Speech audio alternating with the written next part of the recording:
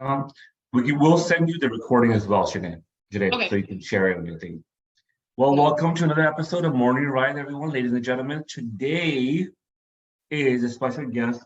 I'm gonna give you a little background how I met this special guest. I'm gonna give a quick shout out to my partners here, Juan and Edison. They were there when we first met. This was last year in Florida Mall. We were invited to this panel, and you, Janay, spoke with the other gentleman. I forgot his name. He's awesome. It was Kim Pozek and Yes. someone I can't remember. Yeah, he's awesome. And there was the muscle guy. I'm good Yes. friends with him now. His name escaping my mind. Good guy, good guy. And we got to talk a little bit after that, and we exchanged IGs, and we've been in touch since then. So we started Morning Rise a few months ago, and the concept that came with one of my partners here, two of my partners came together. We're talking about it. Hey, why not do something once a week where we go out there, interview entrepreneurs. It could be in real estate, it could be other type of businesses, whatever, who have a good story to share. And your name always came up in our discussions to get Janay on it, and so thank you, Janay, for agreeing and taking time out of your busy schedule for coming on here. We love Thank to you. we really appreciate that. So we'll get started. So Janay, talk to me. Where were you born? Born and raised in Orlando, Florida. I graduated from the University of Florida. We have any Gator fans on here? And shortly after going to UF, I moved to New York. So I had a job there. I was originally a teacher before real estate.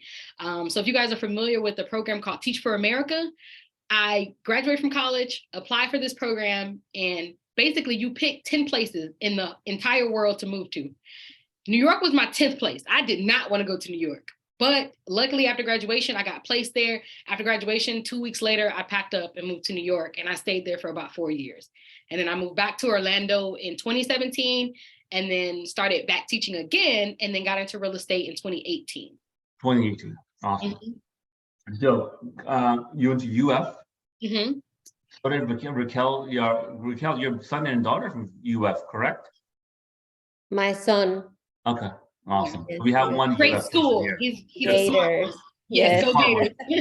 Yeah. Well, I mean, I heard where I went, USF is a little bit better. Not just joking. Oh. No one talks about USF. No one even knows what USF is in Tampa. Who cares, right? Anyway, I don't even care, by the way. But so yeah, you have great school. The top one school in the state of Florida, by the way. Graduated there, went to New York, lived in Brooklyn, and you said where else? I lived in Brooklyn and I lived in Harlem in the Awesome. 4 years that I was there.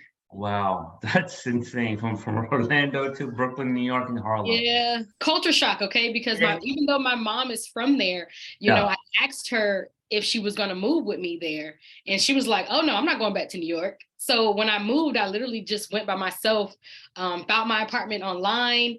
And yeah, it was a very different culture shock from New York to Orlando, 100%. Well, it's like Winter Garden, right? No, I'm joking. No. You're joking. Awesome. So you decided to come back here, came back here, did reteaching again. What made you want to leave teaching? I'm a steady gig. My sister-in-law teaches in Miami right now. She loves it. What made you want to leave?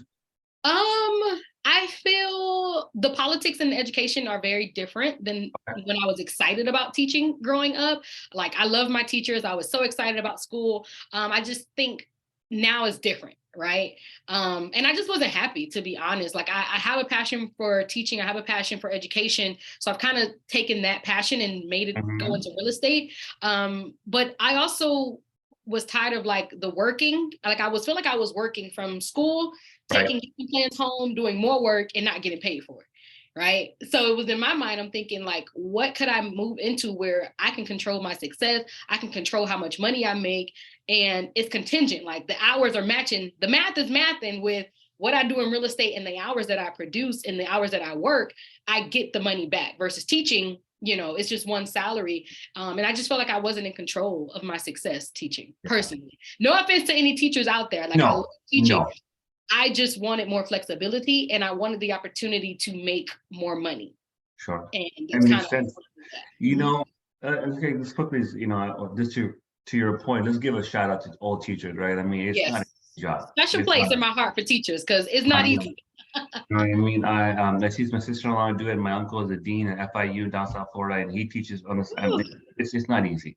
It's not. So shout out to all teachers that are out there and doing it. They do it for the love of the game. Most of them do it for the love of the game, right? And then Mhm. and doesn't pay well. Let's go back 1 second. So why do you think? Do you think a lot of people, with the move you made, it required some, like, some guts, right? Because Right. most people that I know would not leave a steady paycheck for this thing called real estate, that it's very well known. It's your commission base, right?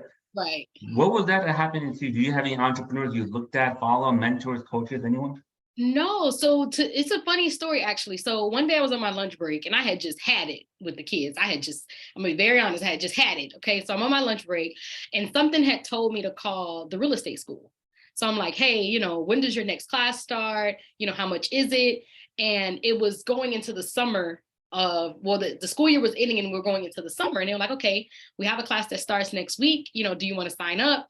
And I literally just took a leap of faith. I still had my paycheck coming in because I was still teaching, but I took the class 3 days out of the week after school. So I had the night class. And so once that summer came, I did not go back to teaching. I got like a small little job and just something to like help pay the bills until I got really comfortable. So I did real estate part-time for the first year into 2018. So my transition really was when I got my first paycheck in real estate. It was what I made. It was more than what I made in a month on my little small job that I had. So I was just like, well, if I can make this off one check, why don't I put more energy to focusing on real estate to see how much money I can really make? And what it boiled down to, one day, I prayed about it. I was like, God, if it's meant for me to leave my job, send me a sign, right? So I was like, okay, send me a sign. The following week, and this is no lie, the following week, I got 3 pre-approved buyers from Instagram from a lender. And so in my mind, I'm like, all right, God, is that you? Like I'm like double checking. But at the time, I really couldn't question it because it was 3 leads. It was 3 leads that were pre-approved. Other 3 I had closed. One just wasn't ready, but other 3 I ended up closing. So I'm like, okay, if I had not listened what I asked for and had prayed for, I would not have quit my job, right? So I took that as an initiative, like this is the sign that I asked for, even though I'm like, okay, God, is it really you? Like, is this you sending me this sign? And I couldn't question it. So after that, a week later, I had got in trouble for something on my little corporate job. Like at that point, I didn't care no more. I was making my little checks in real estate. It was a couple grand. It was like, okay, I'm feeling myself a little bit. And so one day on my corporate job, my boss, I don't know. I don't know if he said something to me or something happened, and I just didn't like it. Right? I just didn't like what he said. And I went on break while I'm at my corporate job and I called my parents. I called 2 of my friends and I'm like, hey, I'm thinking about quitting today. Like, what do you think? And basically they told me, one of my friends said, are you afraid of anything if you quit? And I thought about it and I was like, actually, no. I'm not. I'll figure it out. If I got to go do Uber Eats, if I got to go do Shipt, if I got to babysit, I'm going to figure it out and make money. So I'm not afraid of anything. And at the time, I was living with my parents because I had just moved back from New York and I was, trying to figure out my money and do all that thing. So I had a place to live. My mom cooked maybe 2 days out the week. So at least the other days I'll have to figure out some food to eat if I didn't have any money. But I wasn't afraid of anything. So literally during that lunch break, went back to my desk, wrote my 2-week resignation. Now, I'm not advising people to do that because what I should have did was made sure I had at least 6 months in reserve, what they say, right? Didn't do that. Didn't have that. I was just like, you know what? I'm going to figure it out. I'm going to be an Uber driver for the next few months until I figure it out. So that was the first confirmation was from the lender. The second confirmation was when I wrote the letter at my desk, printed it out using their computer, their printer, everything, printed it out while I was on the job, and then gave it to my team leader. The second confirmation that I got was when she looked at it. This is not my boss. This is like somebody under her. She looked at it and was like, oh, that's funny. That's the day before mine. And I said, what? Huh? So my team leader at the same time put in her resignation as well. So that was my second confirmation for me personally, was just like, you know what? It's time for me to go. Not only did I get the 3 pre-approved buyers, my team leader is also resigning. I took that as like my sign to just, this is it. It confirmed it. So I put in my 2 weeks resignation and I resigned. And then I started doing real estate full time. It was towards the end of 2018 going into 2019. is when That I is full-time. thing. There's a lot to unpack there. A lot to Yes. unpack. So I give you the Wow. whole story if I'm gonna tell it all of it. But Yeah, that's thank you for really sharing what that. happened. Janay, like that takes a lot of cojones, man. Like to just jump and just and do a move. Are you in a you had a boy any partner or anyone No, helping? Nothing. no. Solo. It's you just flying by yourself. Yeah, and I mean, to be honest, like now that I talk about it now, I was more excited than anything because I felt like that job was holding me back from reaching my fullest potential. And like now to see what I've achieved in real estate, if someone would have told me, back then that this is where I would be, I wouldn't believe them. I would just be like, no, there's so many agents in Orlando. Like, I'm not going to be the top one. I'm not going to be a top producer. Like, I didn't think I would be where I am today. So I think of it in the sense of imagine if I didn't take that leap of faith, and imagine if I didn't quit, how I would have stunted my growth in the sense of what I've been able to achieve over the last 5 years. So no, I was like, I'm gonna figure it out. And I just feel like, and I think it's also from me living in New York, like I just feel like it kind of switched with the hustle mentality. Like I just feel like there's no reason for you to be broke, right? There's so many ways to make money. There's something to do. There's something to figure out. And I honestly just had the support. So no, I didn't have a significant other at the time, but I had the support from my family. And my family believed in me to be like, you know what, Janay, if you get stuck or your back is against the wall, you're going to figure it out. Like they had no doubts about that. So everyone wasn't shocked when I was like, hey, what do you think about me leaving my job? Like, do you think it's crazy? Do you think like I can do it? And everyone was just like, yeah, girl, you got it. And that was it. So the support system. So you're lucky, by the way, because I know Yeah. some ladies our team. I don't think she's here today. Is she? Jessica's not here. She talks about it quite a bit. One of our agents, Mhm. how she said my family doesn't support me till this day, and she's been she's closed some good deals. She's good up and running, but Mhm. to have supportive family and and I'm I said, here. I've been oh, you here. perfect. Thank you. But I thought you weren't there. Shout out to I've Jessica. been here since 11:30. All right, I can't speak. I always see 5 boxes here, faces. But Jessica, I was thinking about your story, and the fact that you still keep you're up and fighting. It takes a self-belief more Mhm. than anything. Your family can say no, don't do it. Your family can say yes, go do it. But it's a self-belief that one has to have Mhm. to do it, right? I think so shout out to those that are making it happen. Yeah, of course. What company did you join? Oh, I started with Century 21 when I first started. Started with Century 21. And I think the difference also that I think agents have to understand with the part-time work is that I had to put 100% in it at the time. So the corporate job that I had was in Altamont. At the Okay. time I had joined Century 21 and it was in Altamont. And I started getting leads from my office at the time, and all of them were looking in the Altamont area. So I also have to say this, most of my clients at the time didn't even know I was part-time. So the way that I structured my business at the time was I did showings before they went to work, because that's when I went to work, before 9 a.m. Like I would do showings at 7 a.m., 7:30. I would do showings on my lunch break because I had an hour lunch, and they were all in the vicinity of Altamont, which is where my job was. And I think that's also I think the question I normally ask agents when they're part-time is like, are you doing enough? So people know that, one, you're in real estate and that they can trust you, right? So I had to figure out when I was going to show clients. And honestly, that worked for me. A lot of my clients did not even know I was part-time unless they asked. But I was always available, and I showed houses before and after work and during my lunch break. And I think that set me apart from current like part-time agents. Like if you're trying to figure out how you work it out, I had to be to work at 9. I show houses at 7:30. And it worked that way. Let's go back into your mindset. Have you always been very organized of individual? Yeah, I think all teachers are. Yeah. That's why they say teachers make the All right. best Yeah. real estate Good agents. point. But yes. You always been very goal oriented? Yes, I would say so. Okay. So these are two, yeah. I think I think yes, goal oriented, but I don't think I really started believing in myself until I started like closing more deals in a sense. Like I feel like when I first started, it was just like, oh, I'm gonna fake it till I make it. I don't know the answer to that question, but my broker does. Let me get back to you. So I made sure that I faked it a lot. And so at the time when I first started, I don't think I believed in myself to do what I've accomplished now, if that makes sense. It makes a lot of sense.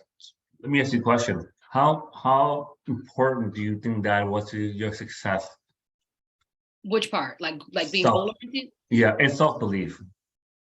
Whew.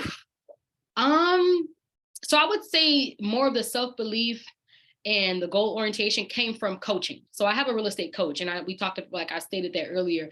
I think just having somebody else in your corner. So maybe, Jessica, this could be something that you look into as well, like having a coach, a real estate coach. And I think because my real estate coach has been in the business 20 years, he's that voice in the back of my head, like, hey, Janay, even though you told me you want to do 5 million this year, I'm going to push you to do 8. And then guess what? I did 8. Okay, so this year my goal was 15, and it was a lot going on. I had my goal last year was 15 million, and I ended up a little bit under 13. Like originally my goal was 10, right? Sure. And I'm like, yeah, I'm gonna do 10. He was like, no, you're gonna do 15. So I think, having that mindset, having someone in your corner that's a coach has helped shifted my mindset and what I believe I can do in a sense. That's awesome. Good stuff. So 2021, you started part-time. You transformed into a full-time agent, correct? I would say 2019 is 2019 is when I transferred into a full-time agent. So I did a year part-time. Okay. So how many closings did you have your first year, 2018 total? Maybe 2. Okay. No 2 or problem. 3. 2 or Okay. 3 part-time. Yeah, I would say 2 or 3 part-time. And then Okay. I actually have a sticky note to remind me that's on my thing. So I'll tell you right now. Sorry, 2018 I did 4 units. 2019 I did 15. 2020 I did 29. 2021 I did 31 units, and that was about a little under 9 million. And then last year I did 33, and that was a little under 13 million. So I keep it as a reminder because it helps me remember my growth from like where I started and where I am now. So this year goal, I did a little under 13 million. This year's goal is to hit 20 million as I grow my team. So it'll be 20 million with 2 agents. Well, one or 2 agents for this year is the goal. What's the goal for this year once again? 30? 20 million. 20 million. Mm-hmm. Okay. In sales production. So you bring so you made more value years before, right? Yes. So Okay. 2020, my volume dropped because I was trying to do the whole team thing. And that's a whole nother conversation Sure. in the sense of what I did wrong. So I made a lot of wrong mistakes, lost a lot of money in the 21 year. So my production went down, and I was trying to bring on agents. I was trying to do this whole glamorous team thing that people talk about. Growing a team is not glamorous. Okay. It's so much that goes in behind it. If anybody's thinking about growing a team or having one, I made a lot of mistakes. There's a lot that I wish I would have learned during that time. And I also was not the leader I needed to be to build a team. That's where I went wrong. So I lost money 2020, and my production dropped. And then 2021 is when I just focused on me, my mindset, leadership, growing. This year, I am ready to grow my team financially, and I am ready to bring on agents because I'm in a better, like, not even just being in a better mental space, but I think sometimes people see on social media like, oh, I need a team. Listen, people have to have a certain amount of production first before you can have a team, right? Sure. And I feel like a lot of agents go wrong with that. Oh, you did 5 deals. You want to do a team? How? I don't see how the math works with that. It's about experience. And I think I had the experience, but I needed to become a better leader in order to lead a group of people. And that's what I focused on last year. So I did have a production drop from 2020 to 2021. Awesome. Explains a lot. Awesome. So this year, 20 million is your goal. Yes. Okay, production wise. Okay. Mm-hmm. How do you okay, who should I take this?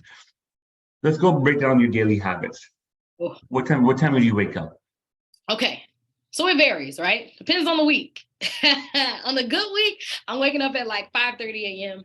and going to the gym by 6:30 a.m.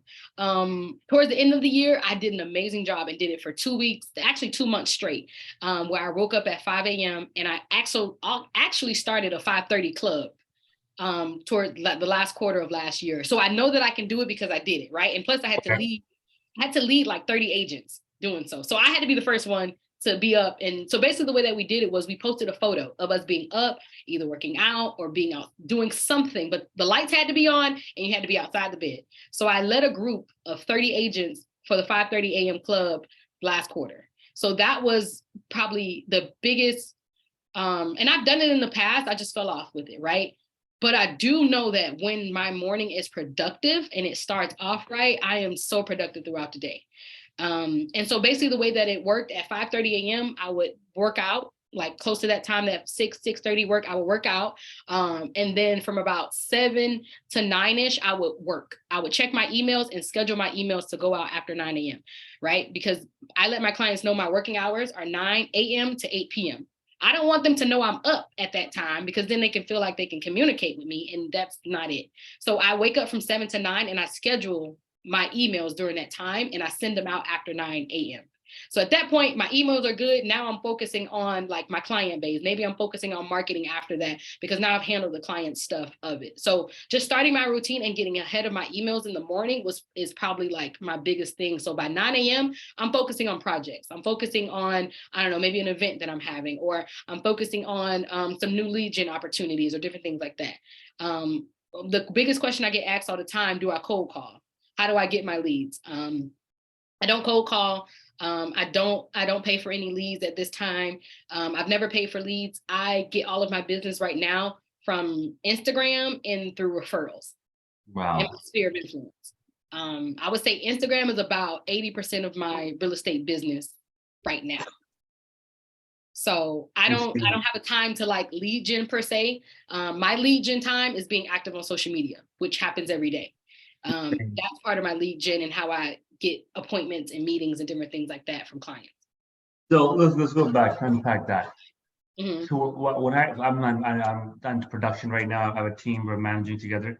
Mm-hmm. When I was in production, I told my buyers and sellers, hey, call me anytime. Anytime.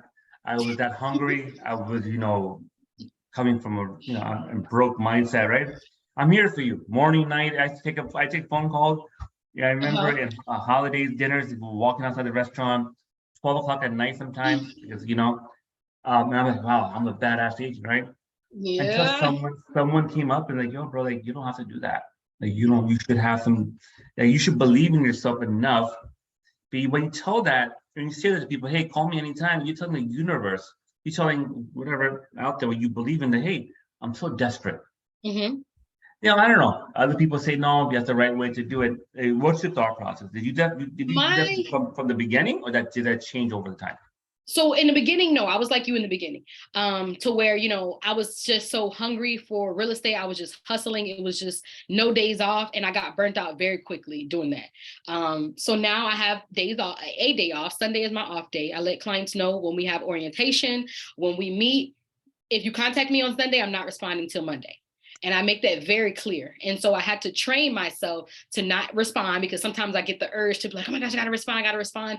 But clients will do what you allow them to do, right? And if you do not manage them or kind of, bring them back, they will do what you allow them to. So now my clients respect it. Like I have a client text me at 8:59, hey, Janay, I know you haven't started work yet, but I have some new favorites in the portal. When they acknowledge that they know they shouldn't be contacting me, I appreciate that, even though, they try. In the beginning, I was like that, but I do feel like it's important to create those boundaries because we all have to have a life outside of real estate. And I made that mistake by just being so focused on the business that I didn't make time for myself. So I also added it to my email signature now. And it says my hours of operation are Sundays I'm off, Monday through Saturday, I'm available 9 a.m. to 8 p.m. And I also talk about it when we have our first consultation. So I realized that my clients respect it. And I honestly feel like if someone doesn't know that I'm human outside of this real estate machine, then they're probably not the right client for me. And at the time in the beginning, I didn't have the right to fire clients. I do now. And if I feel like you're not a good for me mentally, peacefully, like I will either refer it out or just let you know that we're not a good fit for each other. You seriously have fired clients or say, hey, you know what, fire consultations here, you know what, I'm hearing you guys, and you know what, you're amazing people, but you know what, you're not for me. Yes, I have. I got a whole little email drafted up. Sorry it didn't work out. I'm sorry we're not a good fit. I do have a lot of referral agents in Orlando. If you would rather work with someone else, like I would be so happy to refer you. I have a list of great agents in Orlando. I refer it out. Like I'll give it to maybe one new agent that I know that's really hungry, that's really gonna make sure that client gets all the glamorous. And I'll give an example of some times where I've had to fire clients. One client who didn't trust my expertise.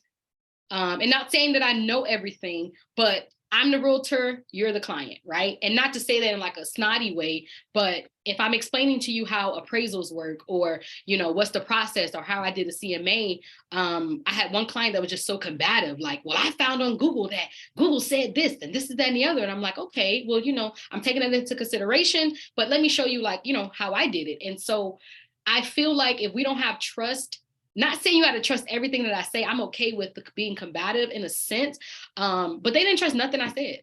I'm not the right agent for you. Like, I don't have time. Like, I'd rather focus on people that want to work with me. And you're taking up space for somebody else that really wants to work with me. So that's been an instance. I had a client that said I didn't respond quickly enough to him. And he was like, I need an agent that makes me their only priority. Well, I have other clients. This is my living. Like, if I only work with one client, what am I gonna eat for the rest of the month? Like, that doesn't make sense. And, you know, if you work with someone who has, you know, that's newer in a sense, which I tried to explain, they may not have the experience that you need, but they're going to have the time. And maybe you rather time over experience. Yeah. And we have to part ways. Now, I'm not saying I've always been that way. I have not always been that way. I always knew who were going to be my hard clients, and I still took them on.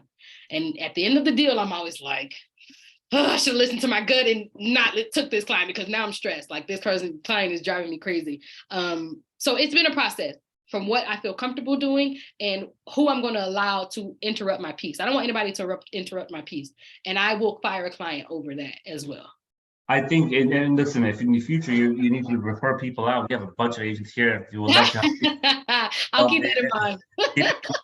They're very good agents. You know, it was the easier one though. You know, not the hard No, ones, I'm right? giving the hard ones. I'm giving the hard ones because those are the ones I refer out. No, I'm joking, but no, that's good to keep in mind. I do refer out if they're not good. We'll take the referral, absolutely. Mm-hmm. All right, so you wake up 7 o'clock in the morning. Okay. I asked so many questions for you. I don't have to dissect this. Okay. No, You fire, you're not afraid to fire your clients. You do buyer consultations? Yes. How Yes. important do you think I call BC a buyer consultation is in the lifeline of the business? It's so important. So let me explain it a little bit more, like how I get clients from social media too, because it'll kind of wrap all together. So basically what happens is when I'm posting on my story or I'm posting on my page, people respond to my DMs and they're like, hey, that's a beautiful house. Like, where is that? The biggest thing that I've learned and didn't do is that I don't have conversations about real estate in my DMs. I do not. So what happens is I refer them like, hey, that's a great question. Let's hop on a call. Here's a link to my calendar for us to schedule a time for us to discuss. And what happens is they book an appointment. Now I have their number, their email, and their phone number. Like, I have all their email address, their phone, all their contact information, right? So what happens is once they schedule that appointment via Calendly, it goes into my CRM. I currently use Follow Up Boss as my CRM. Goes into CRM, and then basically we have like triggers that they get added on an email campaign as soon as they schedule it. So for me, I'm really big on systems. Like, I like things to flow a certain way. So once their appointment comes in, they get added on the email, the call gets added on my calendar, and then I call them at that scheduled time. My first consultation is only 15 to 20 minutes. It's only 15 to 20 minutes. And what is it? Okay, I'll explain that in a second. It's only like 15, 20 minutes. And I have a list of questions that I ask every client. Like, tell me a little bit about yourself. What's your credit score? What do you do for work? Do you have a 401k? Do you have some money saved? So I'm pre-vetting them before I send them to the lender, right? So I get all this information. Then what happens next, whether they're ready to go now or 3 years from now, I still make the introductory to my lender. Right. And I let my lender know, hey, I just had a call with so-and-so. Their credit score is this. They do this for work. Mom and dad are purchasing a home together. All the information they need to know. And then I give the client contact information. And I also give a link for them to complete the mortgage application, all in the one email. So now, not only are we following up on my team, now my lender has their contact information and now they're in their funnel as well. So myself and my lender stay top of mind. If I forget to call them or forget to contact them, I know my lender is going to follow up in X amount of time as well. After the consultation, so we call that buyer consultation. Once they get pre-approved, I do something called buyer orientation. Okay, so that first call is only 15, 20 minutes, do buyer orientation. Once they get pre-approved, we also have another campaign that starts, like an email campaign. The first email that goes out, it says, hey, congrats, you're pre-approved. Let's schedule a time for buyer orientation. There's a link to another Calendly page that says schedule buyer orientation. And that's a 1-hour Zoom call. Sometimes they're in person, sometimes they're on Zoom, just depends on the client, but they can pick whether they want to come in person to do it or if they want to do Zoom. The orientation, I only do if they're pre-approved. So orientation is hour-long. We discuss the entire home buying process from beginning to end. I discuss what an inspection is. I discuss the process. I discuss contract language. I discuss my expectation, how we're going to see properties. What's my schedule to see properties? Like, I put all of that information out there. And I also this is also the time I introduce the buyer agreement. Let them know what that is and why it's important for them to sign it. After the orientation is complete, my assistant sends them the agreement. So most cases, sometimes we get a little wonky with this. I do not show the properties until I have that buyer agreement. And that's something that I had to work on last year to make sure that buyer agreement is signed before I show any properties. In the past, never did it. I'm just like, I'm a best agent. You're not gonna go nowhere else. And I was just like, and I lost like 1 or 2 deals because I didn't have that agreement signed. So implementing that was a game changer. So I do buyer consultation first, then buyer orientation. And that's the hour-long presentation. Wow. Does that make sense? You did amazing stuff. I mean, it's very different what I was taught. I started my real estate career with Robert Slack, statewide broker, right? And Robert would tell us, and Edison too, he's here. We both worked the same brokerage one time. That, hey, first one, to show the house. Wait, but by the way, he used to buy leads for everyone from RDC. So a bunch of leads come in. And the first one, just show the house. Do not qualify them off the phone, and never have them sign a buyer's agreement. So that's interesting. Well, you have to understand that the type of lead that you're getting and the type of leads that I have are different, right? Yeah. So these are technically, I consider them warm leads. Sometimes like leads that you purchase, they could be cold, they can be warm, they can be hot. Cold. It's all over. So the way that I look at it is that these are clients who raise their hand via social media, because that's where I get most of my people from. They have an interest, right? And the thing that I realized with social media is that most of the time, these people have been following me for a long time before they reach out. They're just watching, they're just watching, they're just watching. So by the time we have that consultation, I've already built the rapport of who I am, how I work, because I'm sharing these things on on my social platform. So I think I've done that in the past before, depending on the type of lead, like realtor.com leads, Zillow leads, I've done that before. But when they come in through social media, we do a different process just because they've already been watching me. I feel like they know what to expect. So the expectation is high in the sense of, this is what I want and this is how I'm going to conduct my business, because they're 2 different types of leads. But I do agree, I've done that in the past, what you're stating. It just depends on the type of lead that it is. But I would say, as a woman and all the ladies on here, I, in the past, did not feel comfortable just showing homes to that way. And in the sense of, either we would have to meet at my office first, or you have to send me a copy of your license. And also, ladies, I am licensed to carry. So I carry if I'm going to a showing that I don't feel comfortable with, and I let somebody know where I'm at, because we really have to be careful. I'm not sure if you guys have heard the stories. Women realtors are targeted for a lot of things because they feel like we're rich. We're not rich yet. I mean, I'm not rich yet. I want to get there. But, they feel like we got a lot of money. Like, I've seen stories about female realtors being ransomed. And, there was one story that they taught at Aura where one lady, the guy made a mistake and killed her. Like, it's serious. So if that is something, like, I am licensed to carry. So I would say that if that's something you guys are interested in, to definitely, we can talk more about it. But I do carry if I go on a showing that I don't feel comfortable with. And don't mess with Janay, guys. Do not mess. It's safety. It's safety. Oh, and boy. That's awesome. People are weird. People are really. I agree with you. I'm 100% for that. We had a good friend of mine come on here to interview. He has a company. He sells pepper spray, all the stuff, and he goes, man, like, I see so many realtors buying from my company. It's important, female. And by the way, let's forget females. Let's have male and female. I mean, it's this whole thing, right? Even males, like, there's been stories where people get jumped. There are. So, what I mean? I would have to agree. So. Yeah, so I also want to take on Raquel's question. So what do I post on social media? I post everything in a sense. So in my Instagram, I'll type my Instagram here so you guys can see just a little bit about what I do post. A few things. Tonight, I'm actually going on live at 6 p.m. with my social media manager. So I do have a social media manager. Oh, thank you. I do have a social media manager who I've had for about 2 years now. So what people think that it's always me posting, it's not. And I do have 2 assistants. So between things that need to go out quickly, either my VA post or my social media manager post. So I believe in the 80-20 rule. And I think that I post about 80% of business on my page, and I also post about 20% personal. But because I have a lot of followers, I'm also very careful about what I post and when I post if I'm somewhere like out, right? Like, at that moment. So I normally post afterwards. So I think it's important to show your lifestyle, right? People want to see social proof as it relates to social media. So like this morning, I got up, I made a video about this call today. I'm just showing people what I'm doing behind the scenes, because I think people think that realtors only show houses and that's it. And there's so much more. So I would just encourage you to figure out, how can you turn your day into social post, or even on your stories, just on your stories as well. So I post my listings, I post events that I go to, I post when I'm traveling. Also a bigger thing too to post is that not everyone that follows you is in the market to buy a home or sell a home. So if you can think about other content to post around that, I think the biggest thing that I used to post that used to capture people's attention is my life from corporate to entrepreneurship, credit tips. People love credit tips. That's probably one of like my most safe posts of like giving credit tips, because that's for everybody, right? How do you pay off your student loans? How do you build your credit? The mortgage process, like just different things that maybe someone who's following you that doesn't want to buy a house, what information can you share as well?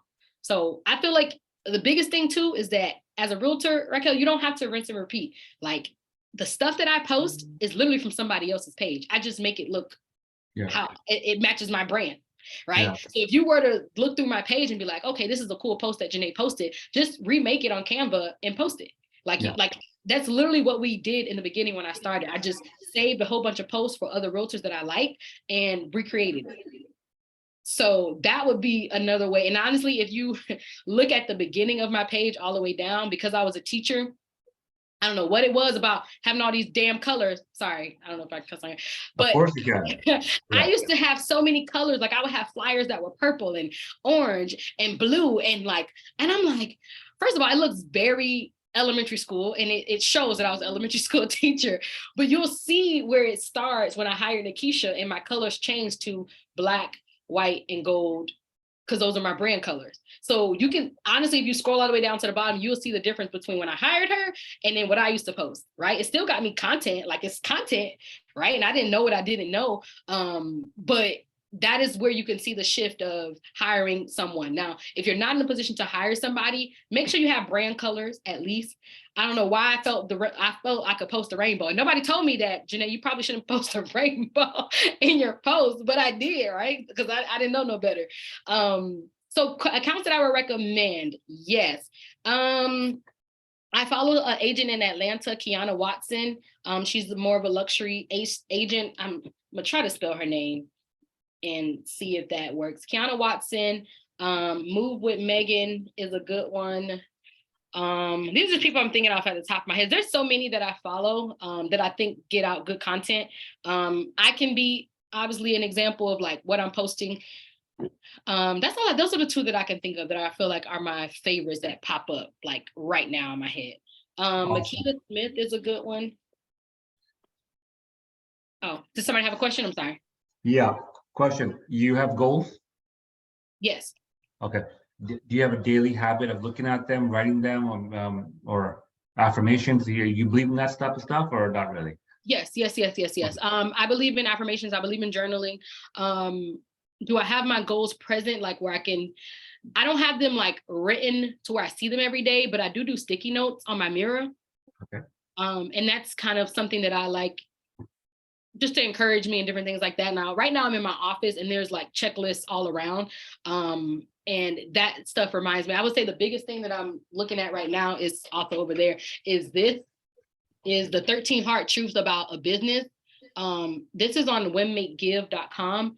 This is really good to read if you guys really need just information about business and like how to grow your business, or just things that I think about in my head that I feel like I'm the only one. So I would say it's just so many things on this list that I think about on a daily as I'm growing my business and how I'm developing. The So yeah, reason, the reason I asked is a good friend of mine I met recently. He's in Canada. He's a real estate agent. He's just probably 40 million a year, like in volume, killing it. And I asked him, but he's gonna come on the show eventually too. And he goes, listen, I do my goals every single day. And he goes, I'm gonna tell you not, KB, you gotta have goosebumps. I hit 80 to 90% of my goals because I write them and they're in front of my mind, and and I have something to focus on. So interesting. And I'm noticing every agent. We interviewed another agent last week, Richie from EXP. Amazing agent, just like yourself. Every one of you have a lot in common, but everyone has a different format. yeah, And it shows me that, to my team listening in, like, do something that works for you. Try, listen to Janay. You'll meet Richie pretty soon. You'll meet my buddy pretty soon on this interview of ours. But it's good to do that. I'm gonna open up for questions, Q&A quickly. Juan, I guess one of the partners from the firm. How you doing, Juan? Hey, what's going on, guys? Thank you so much, Janay, for all the info that you're throwing in here. I think you're bringing a lot of value. So that's the first thing I wanted to say. Other than that, I wanted to go over Instagram a little bit. So I wanted to see when you started, when did you start seeing Instagram pick up? Because I know consistency is probably one of the biggest things, right? Yeah. Right now, of course, our page has more homes has grown, but when it comes to agents, I really haven't seen one agent from our company yet like built it like that. Just because, including myself, we do a few posts, like we get some good stuff, but then, we don't see much movement. We don't see the videos picking up. So we stop. Right now I have a podcast myself, and, I just opened an Instagram for my podcast, because we have a good amount of people following us.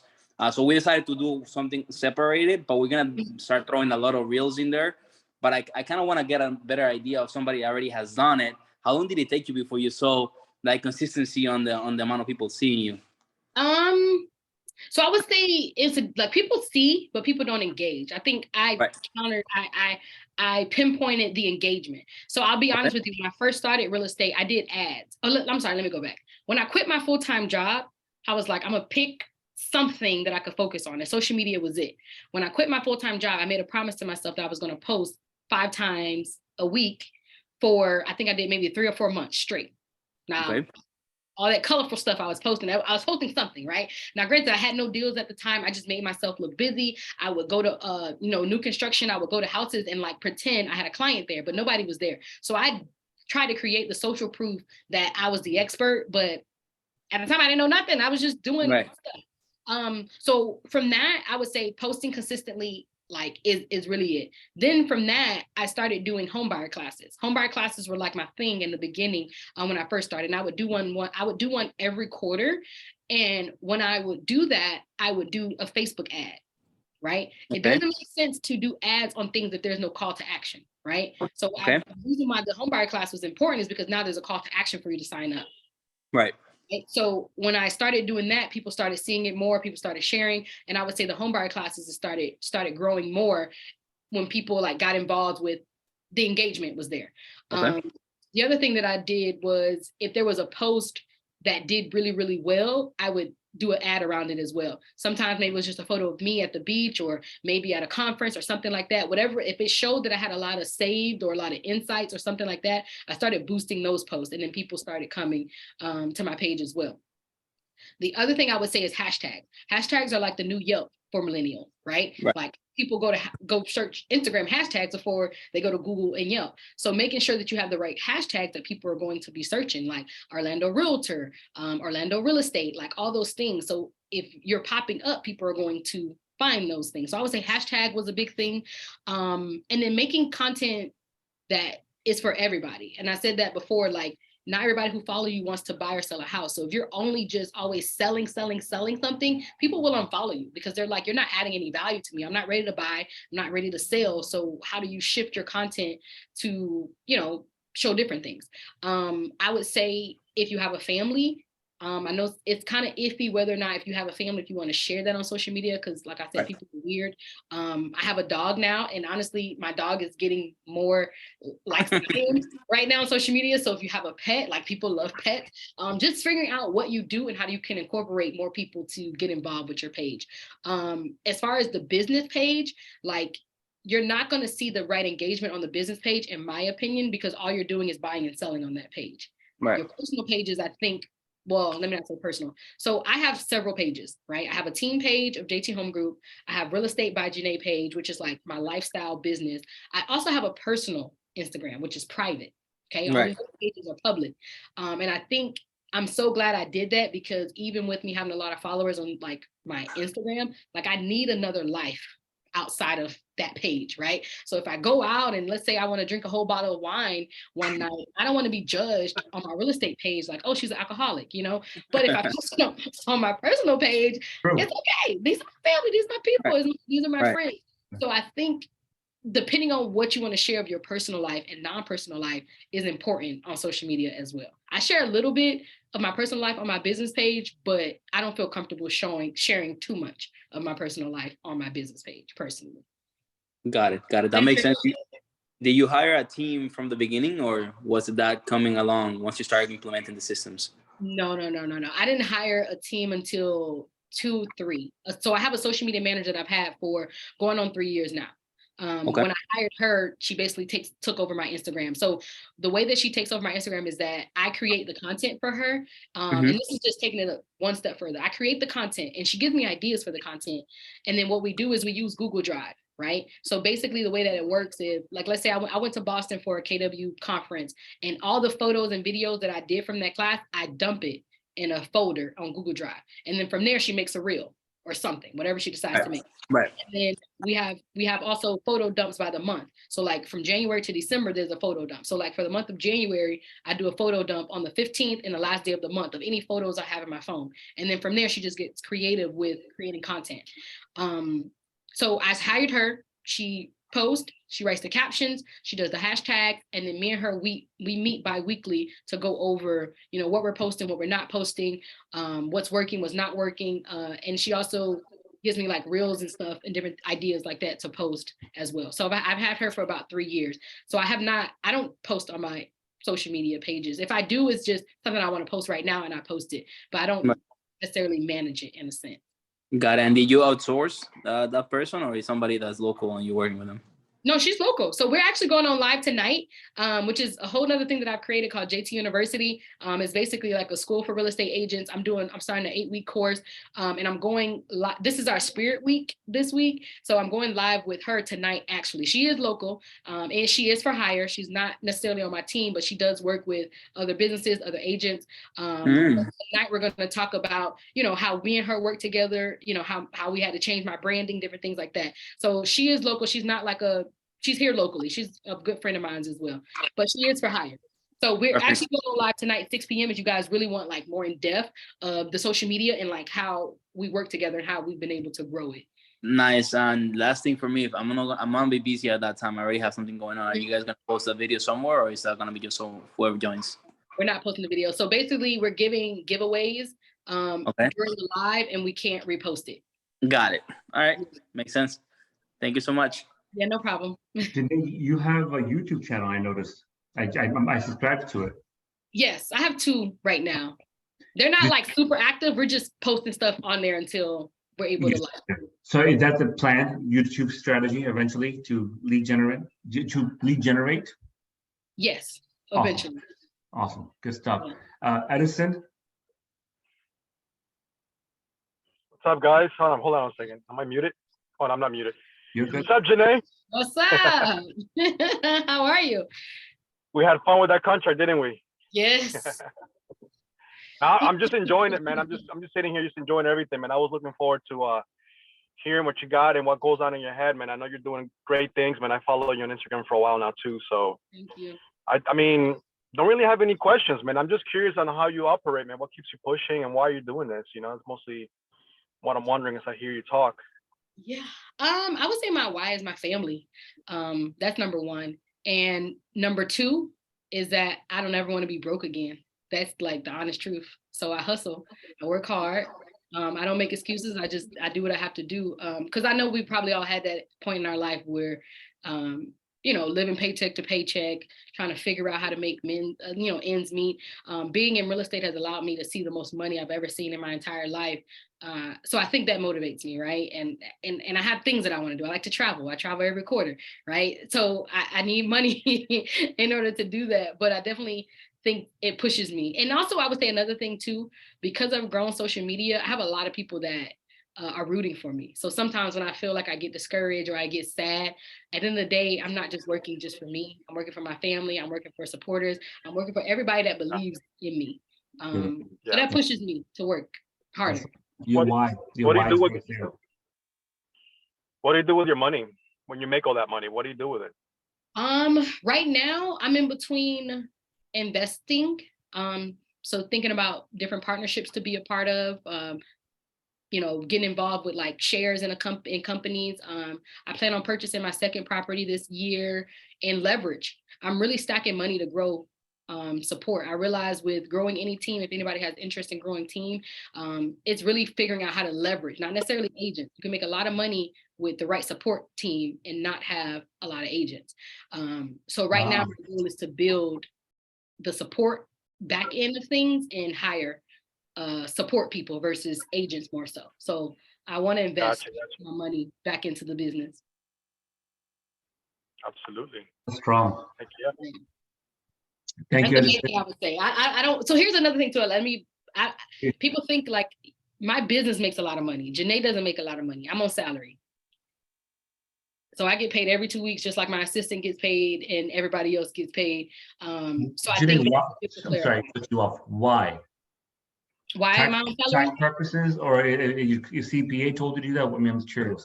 I mean, I'm not trying to go to jail for like any, mishandling money and misuse of money. But mainly my accountant and bookkeeper was like, you need, and then also too, when I purchased my first house, because we're self-employed, you need to be having consistent pay in order to show like income, right? Sure. Just because it's going into my business account, that's not necessarily my income to show proof. So I put myself on a salary and I get paid every 2 weeks by the advice of my accountant and bookkeeper and coach and all that. So people think that, yes, I close $1 million house and I get put all the money in my bank account. No, it goes into my business account, stays there, it pays everybody else and expenses and all that. And then I get paid on a salary every 2 weeks. Interesting. I never first time hearing that. There's different ways to do it, right? Different type of yeah, that's awesome. That's something I think it can keep you on track, right? And discipline. And I think it's also important, like when you have money coming in, like you need to know like what's business money and like what's play money. So I mean, not even play money. Let me not say play money, but the way that my finances are set up is that I pay myself every 2 weeks. And once that deposit hits, and this is just for anybody that's trying to figure out how to do this, once the deposit hits, it goes into separate accounts. So I have one account, all the money goes into, and I have it automatically set every time I get paid, a certain amount goes into my expense account and a certain amount goes into a savings account. So whatever's left over in my account after all the other money is like my fun money, or what I call it my allowance. So I don't, even though like on paper it may seem like I make a lot of money, but I also have to pay expenses for my personal life, and I also have to save on like just my end of it. So my personal money, my allowance money is not a lot every bi-weekly because it's triggered out to go. So in my expense account, all my bills are on auto pay in that expense account. So I know that all my bills are paid once I transfer money into that expense account, and it goes into that account every 2 months. So my mortgage is paid out of there, light bill, cable, all those things. So I don't merge my allowance money with my expense money, because I need to make sure those bills are paid before I go out and get my hair done, get my nails done, and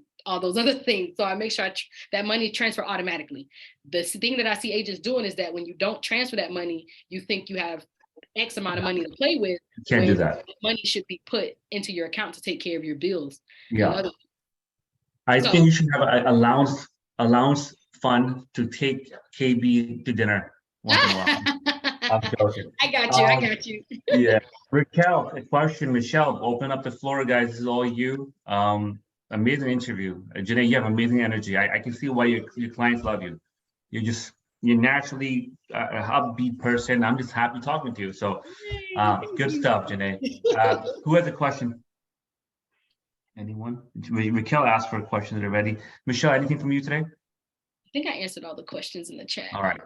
Yeah, no, I appreciate the Instagram with the balance between personal and business. That's always kind of been, you know, just one of those things that's hard to do. And yeah, I love your energy, and thanks for coming on. Yeah, I think the thing with Instagram too is like you have to figure out what works for you. I think the biggest thing that I hear is agents are afraid to do videos. If I told you, if you did that video today and it brought you a buyer, would you continue to do it? Yeah. So I think the video, I feel like also transitioned me in growth. I actually got a lead from doing a video like on a live. So I think it works, right? You just got to show people that you're the knowledge, you're the expert. And if that's something you're struggling with, I encourage you to try to post a video today about either this live, what you learned, something you took away. Because people also like that you're investing in education, right? You're learning something, you're connecting with like-minded individuals. And that's how we show, you know, that we're growing as well. Janay, question. Two more questions, I'll let you go, I promise. Okay. One, we have a podcast we do one weekly in our headquarters. We'd love to have you on. It's a bigger audience, different audience, help you be business. Number two question is the market, right? This market is, wow, it's changing. Are we gonna have people buying homes, selling homes? What's your thought? You have a lot of fear, no fear? What's your take on it? No fear. No fear. Wow. I feel like if you're doing what you're supposed to be doing as an agent, business is gonna come. If you focus on negative things will come. I'm not affected by, my business has grown. I mean, I have 2 active listings. I have about 10 under contract personally myself. And I think too, the biggest thing that I feel like is that most agents, they was relaxing November, December. I wasn't, right? So like a lot of business came my way. So I think that's a different thing too. Yes, I took a vacation in December, actually into the new year, definitely took a vacation, but I didn't let off of the gas. I didn't let off the gas. Like I still had business going. I still was posting, even posting on social media 5 times a week while I was on vacation, right? So that's handled by someone else. I'm not afraid of this current market. Honestly, the more agents that get out of business, better for me, right? I mean, better for all of us. And I think that's what's happening. And I think Aura statistics literally came out that I don't quote me on this, but at least 15,000 maybe agents dropped their license between last year going into this year. That's true. So what is that? And then that number may be exaggerated or whatever, but I just know it was a lot of people. Okay, a lot of people are not in real estate this year. So that's something. And I think it's just important, if you focus on good things are going to happen. So I'm not afraid of this market. I tell my clients, they talk about these interest rates. What are you gonna do about it? Go to who are you gonna tell? Like, there's nothing we can do about it. If you can buy now, buy now. If you can't, then you just wait. We can't do nothing about interest rates, refinancing in another year. So I think that's how I have that conversation, is like, if you get in where you fit in, if you can afford to buy now, buy now. Because when you wait and the interest rates are, you saying the interest rates are so high, well, what about next year when the houses are 20K over and now it's not your budget? Now you got to live an hour away. And sometimes they just get quiet, like, oh, that makes sense. I get it. The market's gonna do what it's gonna do. You get in where you fit in, and that's how I have the conversation with my clients. Are you doing loans with Paul at Movement Mortgage? Yes. Boy, that's our guy. So that's, oh my gosh, that's the whole. Having good partners is really a game changer. I have been partnered with the same mortgage company for 3 years now. They're my people, my family. They've helped my mom purchase. They helped me purchase. And I think it's something good that I don't, like, other lenders get mad that I don't want to give them opportunity, because I'm good where I'm at. Like, I love Elaine, Paul, and they get the job done. Like, they don't make excuses, and they also know how I work. So they have high expectations. I have high expectations. So I love Movement Mortgage. They're amazing. I use them for everything. So they're they have an assigned loan officer who sits in our office, Chris Estevez, amazing. Okay, yes. Right? He's awesome. Yeah. He's cool. He helps more homes quite a bit, and so that's awesome. Janay, awesome. I'm so happy. I'm gonna do a quick recap. So you know, the 2 hours in the morning you have, you don't take any phone call from any agents, from by your buyers, sellers. That to me is epic. Number one. Number two, you have them sign a buyer's agreement. I like that. I like that idea. Your buyer consultation is not just one. It's a process. Yes. It's awesome. You have leads that come in. It's a whole process to go to follow up, boss. You have a staff of how many people? Not agents, just your back support. Oh yeah. I'm at 5 right now. So I have myself, my executive assistant, a VA, social media manager, and TC. Wow. It's 5. You have a whole entourage. I mean, You have to. I need more. I need more. But So you know I do what, have though? hires for this year. So my hires for this year is either a showing assistant, 1 or 2 buyer agents, and my next big hire is a director of operations. Woo. God Yeah. bless you. Janay, you ever, if I was your lead, I came in, would you hand me off to someone of your agent? Would you handle it? Like, would you So take I don't have any agents now. So Not it's just right now. Okay. So Yep. that's a gap that I have to bridge, to where when most people come in, they wanted to work directly with me. When I do bring on agents, I'm going to have to figure out another lead source, because that's where I went wrong, trying to clients coming in and wanting to work with me. And then I say, hey, well, my buyer's agent so-and-so, versus just having a showing assistant and then having the showing assistant show properties. And then I come back in. That didn't work well with people that specifically wanted to work with me. So I have to figure out, I'm still learning on figuring out that gap. But if I do bring on other agents, I'm going to have to create another lead source outside of what I do on social media. Because you're the celebrity, right? You're that local celebrity in their mind, right? That they want to go with you. Nothing, but they see you all the time, right? Also, social media, you probably see your face 2-3 times a day, times 7. You're that guy, that girl in their mind, and that's something we have to work on. Like I have to figure out how to remove my face and not be the face of the company, because that's strong. That's not what I want. But then I don't have other agents to showcase yet. So that's something that's a bridge that we have to figure out that gap, because it is a gap that I have to figure out. Yeah. I just wonder how these big time people do it, the big time on TV agents, brokers. They, people call them and they say, hold on, I guess you have to I'm gonna sign this agent here, Tom or Joan or Sarah or Lisa. The biggest thing that I've done too, that we've done in the last year that's worked, every client that comes in, my assistant starts a group chat. So now I'm shifting to where my assistant is main point of contact and I'm second. So I'm training my assistant to answer certain questions and do different things like that. So once the consultation comes in, one of our checklist items is that we create a group text. She sends a group text to introduce herself. This is after I've already talked to them. Hey, I'm Leo. This will be our main point of communication in this group chat. So shifting that has been a game changer for me, because right now I'm on this call. She's handling the text messages because we're all in a group text together. She's handling the emails. That has been something that I found success in, with the assistant managing the text, because now they use her as someone who's asked questions, right? And that's been a game changer. So before we end, I know we're about to head off in a little bit. I also just recently launched JT University. So JT University is a school that I've created for real estate agents, and it's basically getting back to the basics of teaching you how to become that top producing agent. Right now, I have ebooks that are available for different levels of the business, and I also will be starting an 8-week course in February. If anybody's interested in joining that. And it's basically just the website. I'll post the website here.